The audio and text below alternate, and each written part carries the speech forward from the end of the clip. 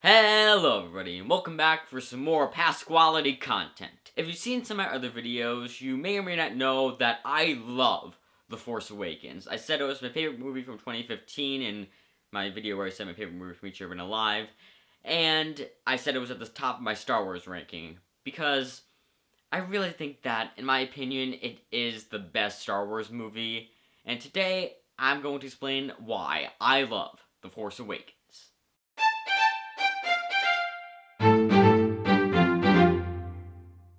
Okay, so first of all, The Force Awakens, I think, has some of the most epic moments in all of Star Wars. I mean, when Kylo Ren uses the Force to stop the laser bolt in midair at the beginning of the movie, that is so cool, and I think it does such a good job at showing how powerful of a villain Kylo Ren is. It's sort of like how when you have Darth Vader, Force choke the guy that shows how powerful he is. Kylo Ren's version of that is stopping the laser bolt midair at the beginning of the movie. And I think that is one of the most epic moments of all of Star Wars. And also Kylo Ren's lightsaber. I mean, it has, it's very, jagged, and it has the two, the two things coming out of the side of it, because I guess he, shattered the kyber crystal in it, so it was giving off so much energy, he needed the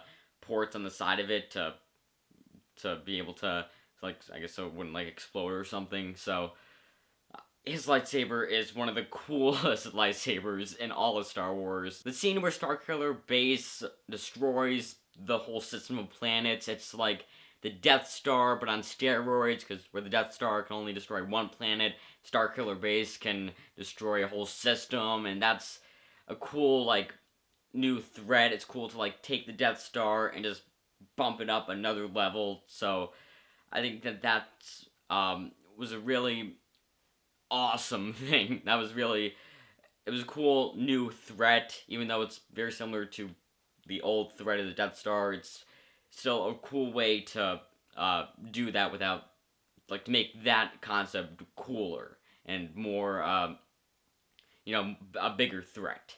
So, yeah, the Starkiller Base, even though it gets some hate for being too much like the Death Star, I think it's really awesome. And Rey versus Kylo Ren. At the end of the movie, I mean, it starts off with Rey summoning Anakin's lightsaber, which is the catching Mjolnir of Star Wars, even though this came first, so I guess catching Mjolnir is the Rey summoning Anakin's lightsaber of the Marvel, of the MCU. But, I mean, the fight between Rey and Kylo Ren is such a good battle. I think it's one of the best lightsaber duels of Star Wars, of the trilogy at the very least.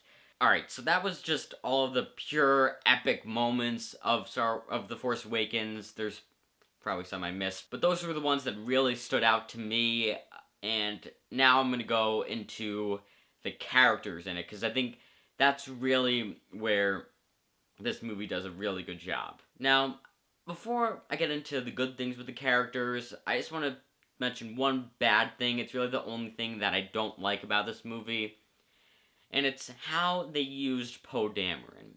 Because Poe Dameron's supposed to be part of the trio of, the core trio of this trilogy, Rey, Finn, and Poe, and they don't utilize him as much as they should in this movie. They just have him at the beginning, and then they have him help Finn escape, but then they do a fake out death for him, and then he's out of the movie until he comes back, and it's like, oh, he's alive actually somehow. And it's like, we really don't get enough time with Poe to care about him, so then when you go into The Last Jedi and The Rise of Skywalker, you don't feel as much of a connection with Poe Dameron as you do with Finn and Rey and Kylo. So that's really the only thing that I think they did wrong, was underutilizing Poe Dameron. But to get into the good stuff with the characters, let's talk about Finn.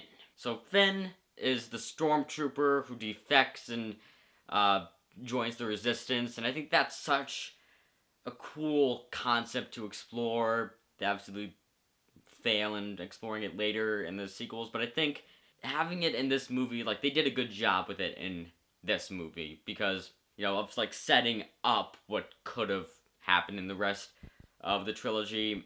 I think they did a good job with that. Finn has such a great arc in this movie. I mean, he goes from the stormtrooper, working for the bad guys, and then he, defects from that. He tries to not necessarily at first be a good guy, just try to get as far away from the bad guys as possible.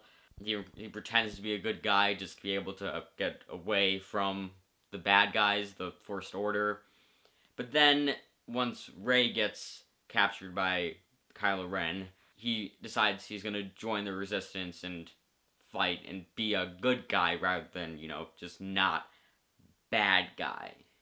So, it sort of goes from bad guy to neutral to good guy. And then Rey. So she sort of starts off the same, very similar to Luke and Anakin, the way Luke and Anakin started off, living on a sand planet, just trying to, just living like a normal, life, kind of not, away from the action. And then something happens that throws them into the middle of the action, and then they end up becoming a main player of the good guys. And I really like how each trilogy sort of starts out the same way, with the main character coming from, a sand planet, living a normal life, like I said, and then becoming, getting thrusted into the action. I think that's cool how, like, they, mirror each other in that way. Like I was saying before, the moment where she summons Anakin's lightsaber is one of the coolest moments in all of Star Wars. Just, Kylo is trying to summon it to him, and then it comes out of the snow and goes right past him, and then into Rey's hand, and I think it really is one of the greatest moments of all of Star Wars, where you see, fully it's revealed, Rey is going to be the Jedi of this trilogy. In this movie, I feel like they set up so much, like, the questions about her lineage, her parentage, of, like, oh, she could be a Skywalker, or maybe she's a Solo, or maybe she's a Kenobi, or maybe she is a clone of Luke or somebody, or maybe she was created through the Force, just like Anakin was, or something like that. I wish we could go back to 2015 and, like, not knowing, Rey's a Palpatine. I wish we could go back, because I think it was so cool to not know, to have all the questions be like, I mean, I remember when Rogue One came out, and everybody was thinking she was going to be Jyn Erso's daughter. And then, like, there were theories that she was going to be Kira's daughter from Solo. I think that's her name. I haven't seen Solo in so long. I don't even remember. But, there were theories of that. She was going to be everybody, like, any female character that was introduced. It was like, oh, that's going to be her mother, or, any male character, that's going to be her father. And it's just, like, all of the roads they could have went, and they chose Palpatine, which is not the greatest. I mean, it would have been better if they went with Luke, the obvious choice.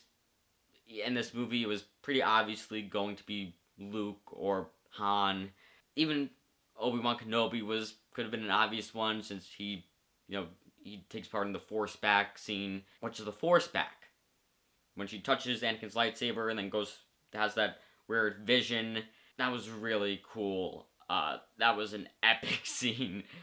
Just go through different moments in Star Wars history. The, like, seeing, like, oh, she's on Cloud City, where Luke and Darth Vader battle at the end of Empire Strikes Back, and now she's watching Luke watching his, like, Jedi school thing burning down because Ben Solo turned into Kylo Ren.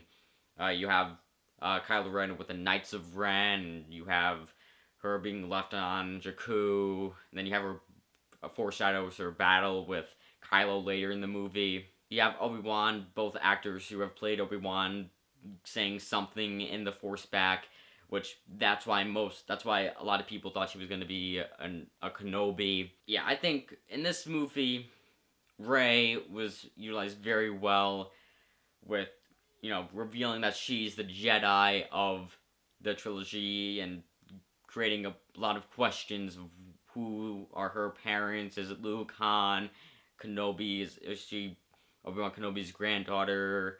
There's a lot of questions that I think this movie sets up well that, later in the trilogy aren't resolved as well as they should have. Now I want to talk about Kylo Ren. I think Kylo Ren is really, Kylo Ren, Ben Solo, I think is the only thing that I think they really did well in this trilogy, like, consistently.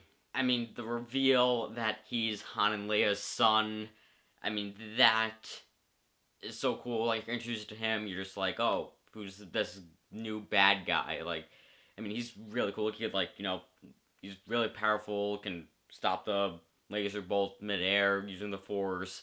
But you're just like, who's this guy? And then you find out, oh, he's Han and Leia's son. I think it's cool to have, Kylo Ren be the son of two beloved characters from the original trilogy. And, you find out, okay, it wasn't really just happily ever after for them. They had problems. Their son became the bad guy of this trilogy, and because of that, I guess they kind of broke up. Han went in a different direction. I guess he just left. Really, having Kylo Ren be Han and Leia's son, I think, it sets them up well to, it's an interesting thing to explore, like, because, he's being pulled to the light. That's something throughout this movie. He's being pulled to the light, and he kills Han at the end of the movie, which that is one of the saddest deaths in Star Wars. Is Han's, like, they did that well. I think that's one of the best, like, out of the original trio's deaths in the trilogy. I think Han's was done the best. That's the thing that brings, in killing Han, Kylo is proving his allegiance to the dark side, and he's, fully going to the dark side. But, there's a theory that maybe Han pulled the trigger on the lightsaber. He pressed the button to turn the lightsaber on to ignite the lightsaber, and, because he felt that his son was being torn, so he'd rather him just go fully to the dark side than, be torn between light and dark, and he pressed the button to ignite the lightsaber. But in doing that, that's why Kylo was able to go to the light side later, because he never fully went to the dark side, because he never actually killed Han Solo. And I think that's a really cool theory. I don't know if I'm fully on board with that theory, but I don't know, I think it's an interesting idea. I don't know if I'm fully on board with the theory or not. Now, I've talked about the pure epic moments in The Force Awakens. I've talked about the main characters and why they were well used in the movie. But now I just want to talk about, obviously, this movie has a ton of nostalgia in it. I mean, the moment where we first see the Millennium Falcon for the first, when we see it for the first time on Jakku, and that's like, when you hear the Star Wars theme, dun dun dun dun dun dun dun dun dun. Hopefully I don't get copyrighted for that, but I mean, that's such a cool moment. There's so much nostalgia. Like, they know that it's, they're sort of like winging at the camera, and you're like, hey, that's the Millennium Falcon. You see it there, and they do that a lot in this movie, but I think, they could have went over the top with it. I think they do it just enough to where, it's cool. The scene where Han and Chewie enter the Millennium Falcon, you're like, oh man, it's Han and Chewie again. And when you see Anakin's lightsaber in the box, when, that's so cool, because you're like, hey, that's Anakin's lightsaber. You have C-3PO, R2-D2, Princess Leia. You see Luke again for the last 5 seconds of it. And even the nostalgia goes into the story of it, of, it's basically just the story of A New Hope retold through different characters, 30 years later. Instead of Luke, it's Rey. Instead of Han Solo, it's Finn. Instead of Princess Leia, it's Poe Dameron, even though he wasn't utilized enough. Instead of Darth Vader, Kylo Ren. Instead of Obi-Wan Kenobi, it's Han Solo. And instead of Tatooine, it's Jakku. And I think that was a really good way of doing it, of like bringing nostalgia of it.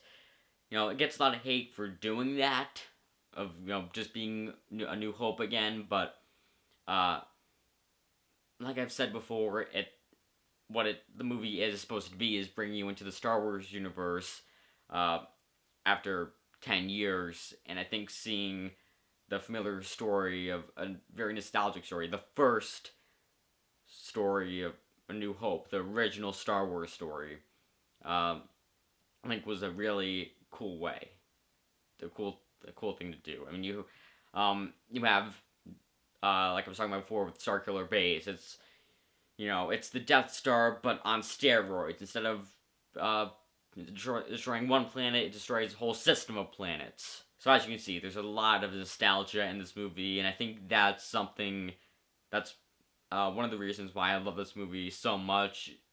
Why I think it's the best Star Wars movie. Ironically, even though the nostalgia relies on the other movies, I think that this one does a good job with the nostalgia, and so yeah, I think that is really the reason why I love this movie. And so, that is why I love The Force Awakens. It has pure epic moments, amazing, well-used characters, mostly. Poe Dameron, I'm looking at you. And it has tons of nostalgia. The Force Awakens is really so great. It sets up the sequel trilogy to be so great, and it's sad that it wasn't, because The Force Awakens sets up so much for the rest of the trilogy to be great, and that is why I love it. Anyway, please comment below, 1, your thoughts on Force Awakens, and 2, what is your favorite Star Wars movie, and why? Also, please remember to like, subscribe, check out some of my other videos, and with that said, that's a wrap.